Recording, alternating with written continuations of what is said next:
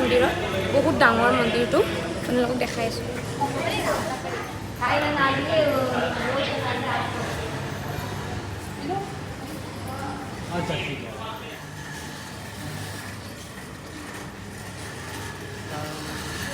চ' এতিয়া আমি এটুকুৰ A few moments later. ঠাইত আহিছোঁ ইয়াত মানে এয়া চাওকচোন আপোনালোকে গদাটো দেখিব কাৰখন দেখিব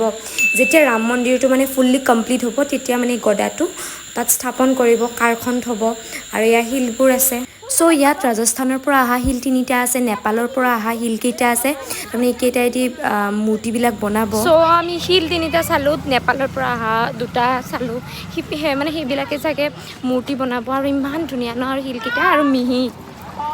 বহুত ভাল লাগিল আজি অযোধ্যাত মানে চাই পেলাই আৰু 3-4 বছৰমান মূৰত আৰু বেছি ধুনীয়া হ'ব মানে অযোধ্যাখন হাই চ' আমি এতিয়া আহিছোঁ গুপ্তাৰ ঘাটত এয়া চাওক ভিউ ছানছেট হৈছে এতিয়া